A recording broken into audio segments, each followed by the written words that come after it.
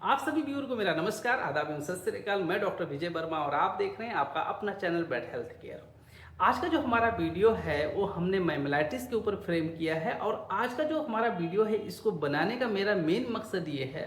कि हमारे जो आम पशुपालक भाई होते हैं वो समझ पाएँ कि उनके पशु को मैमलाइटिस हो गया है और जो उनका कन्फ्यूजन होता है, जो कन्फ्यूजिंग पॉइंट होता है, उसको मैं आज के वीडियो में क्लियर करने की कोशिश करूँगा। क्योंकि फील्ड कंडीशंस में किसी भी एनिमल को अगर मैमलाइटिस होता है तो हमको जब केस मिलता है और जब हम हिस्ट्री लेते हैं तो उसमें पता चलता है कि पशुपालक की साइड से ही इतना देर हो गया कि उस एनिमल को सही समय में सही ट्रीटमेंट नहीं मिल पाया, जिसकी वजह से उस एनिमल के जो टीथ होते हैं वो कटने शुरू हो जाते हैं और कई बार एक टीथ, दो टीथ, तीन टीथ, कई बार चार के चारों टीथ कट जाते हैं। तो उस कंडीशंस में उस पशुपालक की जो भैंस होती है पूरी की पूरी बर्बाद हो जाती है और उसका आर्थिक नुकसान बहुत ज़्यादा उस पशुपालक का होता है।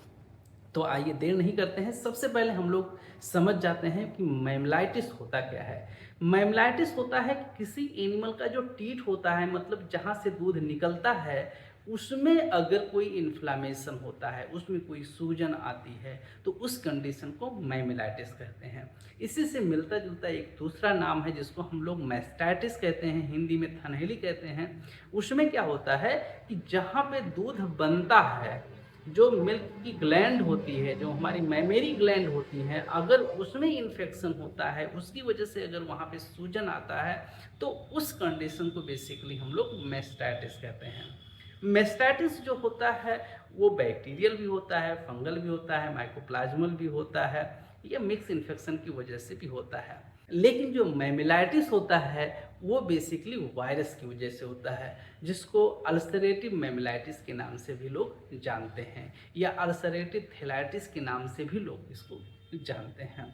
तो इसमें होता क्या है कि जो बोबाइन हर्पीज वायरस 2 होता है, इसका इन्फेक्शन होता है और इसकी इन्फेक्शन होने की वजह से जो टीथ होता है उसमें इन्फ्लामेशन होता है। इन्फ्लामेशन के बाद वहाँ पे नेक्रोसिस काज होती है और फिर ब्लिस्टर का फॉर्मेशन होता है और फिर धीरे धीरे करके वो टीथ कटने लगता है। और इस प्रक्रिया को अगर रोका नहीं गया, उस एनिमल का सही से इलाज नहीं किया गया, तो ये प्रक्रिया दूसरे टीथ में, तीसरे टीथ में और चौथे टीथ में कंटिन्यू बनी रहती है। एक्चुअली में आज की वीडियो में हम यही समझाना चाहते हैं कि जो गलतियां पशुपालक की साइड से हो रही हैं वो एक्चुअली में ना हो, और पशुपालक की साइड से जो गलतियां हो रही हैं वो क्या हो रही हैं, जब एक एक चीज़ को हम एक्सप्लेन करेंगे तब आपको समझ में आएगा। सबसे पहले जो मैमिलाइटिस होता है, इसमें आप देखेंगे उस एनिमल का जो दूध का कलर होता है या दूध का जो स्वाद होता है, टेस्ट होता है, उसमें कोई भी परिवर्तन नहीं आता है शुरुआती दौर में।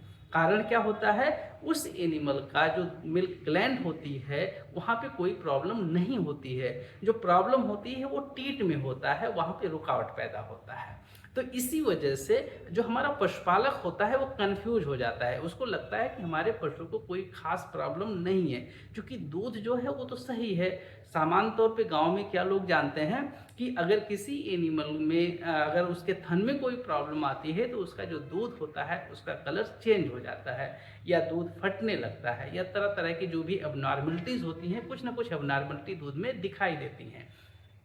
परंतु किसी भी एनिमल में स्टार्टिंग के दौर में जब एनिमल में मैमिलाइटिस होता है तो वहाँ पे उस एनिमल के जो मिल्क होते हैं, जो दूध होते हैं, उसमें कोई भी एबनॉर्मलिटी, कोई भी ऐसा चीज़ नहीं दिखाई पड़ेगा जो आपको समझ में आए कि उस एनिमल के थन में कोई समस्या है। तो यहीं पे कन्फ्यूजन होता है। और दूसरा जो कन्फ्यूजिंग पॉइंट ये होता है कि मैमिलाइटिस जो होता है वो एक्यूट फेज में होता है। एक्यूट का मतलब क्या होता है, कई बार आप देखेंगे कि जो एनिमल है, आपने शाम को अच्छे से दूध निकाला, उस एनिमल को कोई प्रॉब्लम नहीं हुई, और सुबह जब दूध निकालने के लिए आए तो पता चला कि उसके एक टीथ में पूरी तरीके से स्वेलिंग है और उसकी वजह से दूध नहीं निकल रहा है।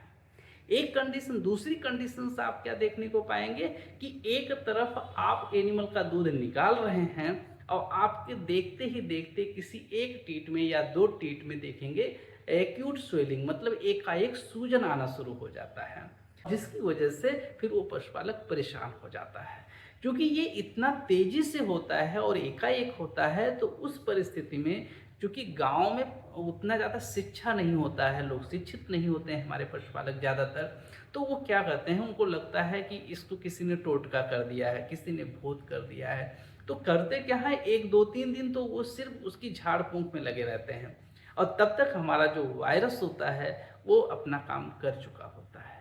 अगर किसी भी केस में जो वायरल मेस्टाइटिस होता है, जो बोवाइन हर्पीज वायरस 2 की वजह से होता है, अगर उसमें पहले और दूसरे दिन उसका प्रॉपर ट्रीटमेंट नहीं किया गया, तो उस परिस्थिति में मान के चलिए कि 99% उस एनिमल का टीथ कटना ही कटना है। एक्चुअली में इसका जो हम लोग ट्रीटमेंट करते हैं फील्ड कंडीशंस में, कुछ एंटीवायरल ड्रग्स होती हैं उसका उपयोग करते हैं, और जो भी एंटीवायरल ड्रग्स रहती हैं उसको हम फ्लूइड के माध्यम से उस एनिमल को प्रोवाइड करते हैं, और जिसको हम लगभग 3-4 दिन तक चलाते हैं, और उस कंडीशंस में तब जा कर के उस एनिमल के टीथ को बचा मिलता है, अदरवाइज उस एनिमल के टीथ को बचा नहीं मिलता है। इस वीडियो के माध्यम से हमारे जितने पशुपालक भाई हैं उन सभी को मैं यही बताना चाहता हूं कि अगर आपके यहाँ कोई भैंस ऐसी है, कोई गाय ऐसी है जिसका पहला बेंत है ज़्यादातर या दूसरा बेंत तक, उस कंडीशंस में अगर एकाएक उस एनिमल के टीथ में सूजन हो रहा है और उसके दूध के कलर में कोई परिवर्तन नहीं हो रहा है, तो उस परिस्थिति में आपके नज़दीकी जो भी रजिस्टर्ड पशु चिकित्सक हैं, आप उनसे मिल करके उस एनिमल का प्रॉपर इलाज करवाएं, तभी उस एनिमल का जो टीथ है उसको आप बचा पाएंगे। अदरवाइज 99% उस एनिमल का टीथ कटना ही कटना है। फील्ड कंडीशंस में ज़्यादातर जो केस हमको मिलते हैं वो कटे हुए टीथ मिलते हैं, और कटे हुए टीथ में हम लोग क्या करते हैं कि जो नेक्रोस पार्ट होता है उसको हम लोग हटा करके, और उसके बाद जो हमारा फ्रेश पार्ट होता है उसमें हम सूचर लगाते हैं। उस कंडीशंस में टीथ जुड़ तो जाती हैं, लेकिन टीथ का जो साइज होता है वो छोटा हो जाता है। पहले जैसी कंडीशंस तो उस एनिमल की नहीं रह पाती है, लेकिन हाँ वो एनिमल नॉर्मल बिहेव करने लगता है, नॉर्मल मिल्किंग करने लगता है, लेकिन 19-20 का अंतर तो आ ही जाता है। तो इस वीडियो के माध्यम से मैं अपने सभी पशुपालक भाइयों को यही बताना चाहूँगा कि अगर किसी एनिमल में मैमिलाइटिस हो रहा है तो उसका जितना जल्द हो सके आप अपने यहाँ के जो भी डॉक्टर उपलब्ध हैं उनसे उसका प्रॉपर इलाज करवाएं। इसी के साथ हम अपनी वाणी को विराम देते हैं। मिलते हैं किसी और दिन किसी और वीडियो के साथ। तब तक के लिए आप सभी व्यूअर का बहुत बहुत धन्यवाद। जय हिंद, जय भारत।